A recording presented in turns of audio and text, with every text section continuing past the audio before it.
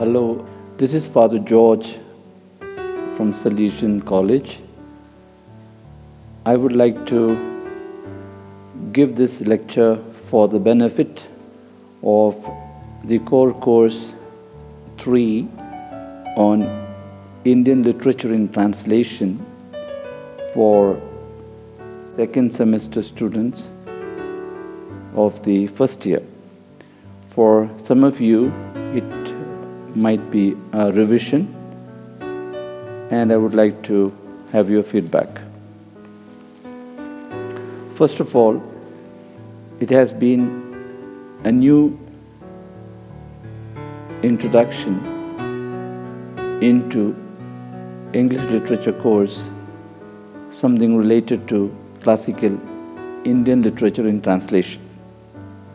This choice itself is very telling. Usually, when we learn English literature, we tend to think it has only to do with England, literature produced in England, and we think of those famous writers, authors like Shakespeare or Wordsworth or Keats or Samuel Johnson, etc. So, into the syllabus of those students learning English,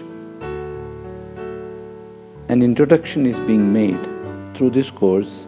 of classical Indian literature. Why this choice? As Indian students speaking Indian English in India and getting ready to go places, even to those countries where there are native English speakers like England or Australia or New Zealand or the United States, it makes a lot of difference to carry with you in your expression of English an awareness of the sense of the culture in which one has been born. It's like saying that one's own mother tongue is precious for defining one's identity, even while one learns a second or a third or a fourth language.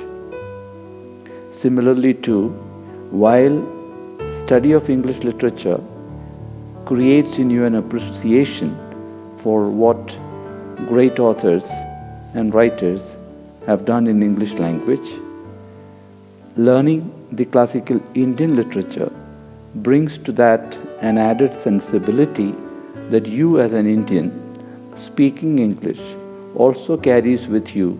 the richness of a heritage. And I guess this is partly the reason why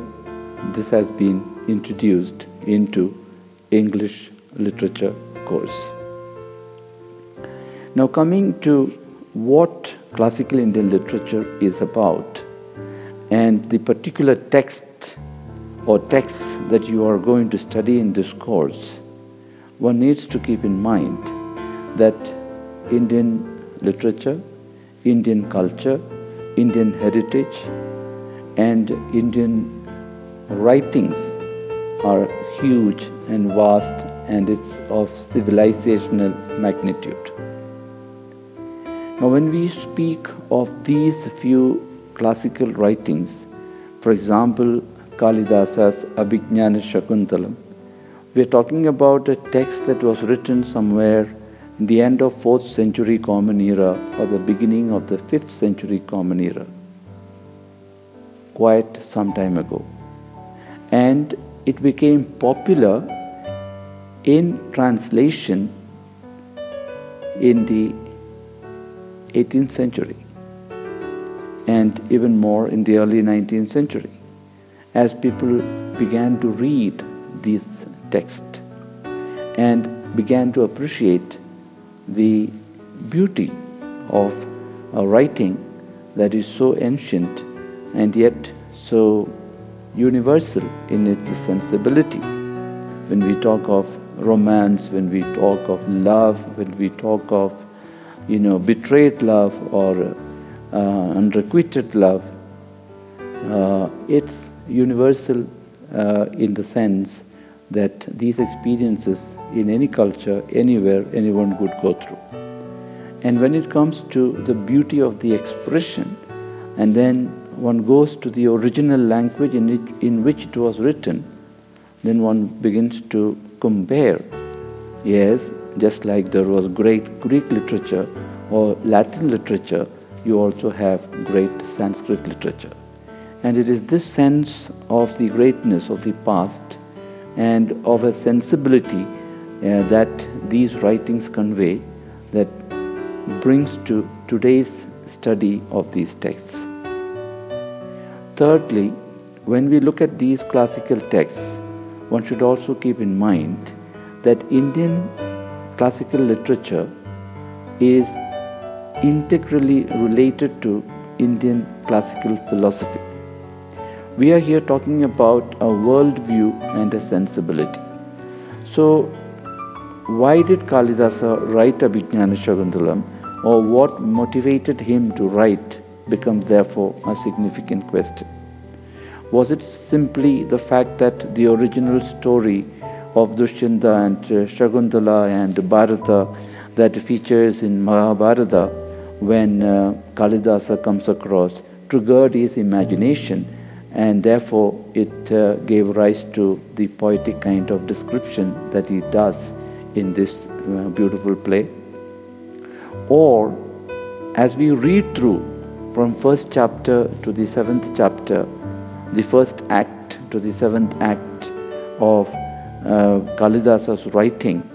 if we read it critically, we come to see that there is a transition, there is a growth from where he begins and where the story ends. And in the narration of the characters, in the depiction of the plot, and in the transitions that happen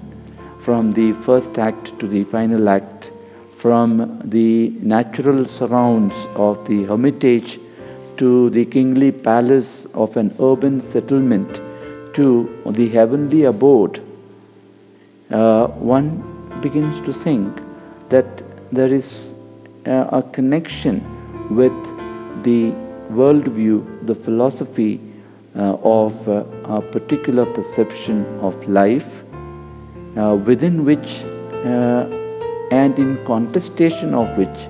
probably Kalidasa is writing Abhijnana Shakuntala. So most commentators that you would read would, for example, refer to the contrast between the beauty of the rustic girl called Shakuntala in her natural environment of the forest, and an appreciation for that by King Dushyanta, who comes for hunting as a diversion from the routine sedentary life of a palace in a city. So this is one contrast. The beauty of this nymph-like human but also of divine origin Shakuntala ending in the last act where Dushyanta, having regretted having forgotten her, goes with great pain and angst to reconnect with her, by which time she is already in a reconciled world of the heavenly abode, with her son as her special boon. And this sequence between the earth and the heaven is equally a contrast that brings us to consider what exactly is Kalidasa trying to do in and through this play. And here is where the two philosophical worldviews coming in clash, or one giving way to the other, is probably the background within which Kalidasa is writing this in early 5th century.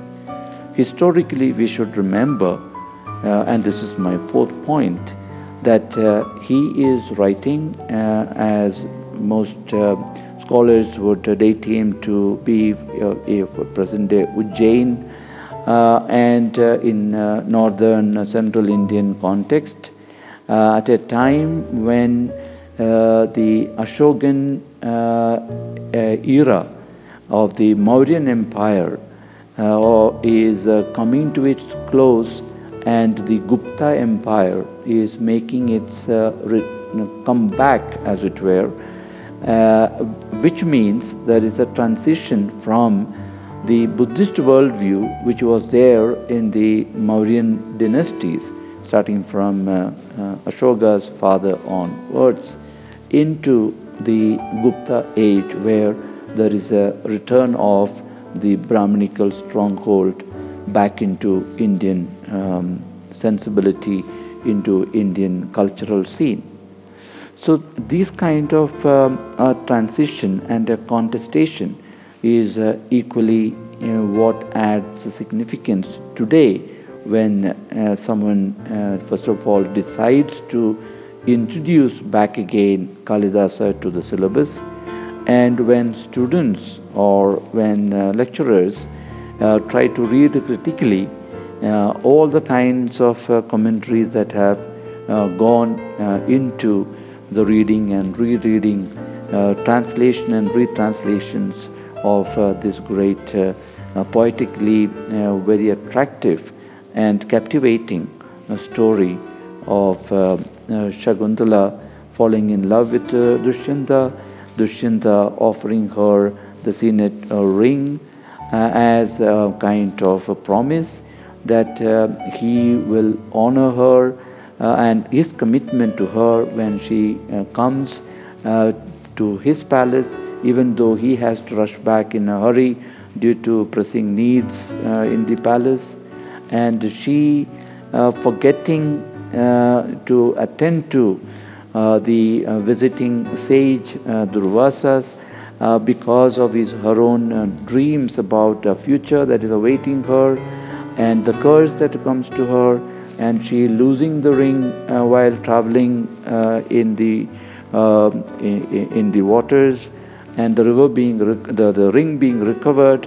and on the first rejection of Shakuntala by Dushyanta, and her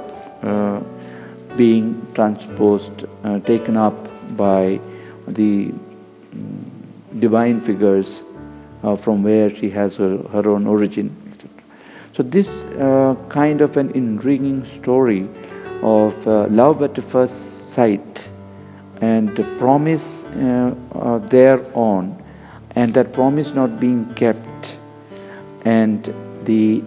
discredit that it leads to the rustic, the rural girl of great beauty, of a different sensibility, not being able to match up with the city and the city environs and the considerations of power and wealth of a king, and that rejection being offered a kind of retribution, a reconciliation in a heavenly abode where she is taken. So these are very significant in terms of a social reading, and which would be the part of my second lecture. And here once again I would like to say therefore that classical Indian literature is worth revisiting. It is a good thing that it has been introduced into English literature course, and Indian students studying English ought to be familiar of Indian classical writing, whether it is of Sanskrit or for other vernacular languages, in order to make their learning more holistic and more enriching. Thank you. Would love to hear back from you.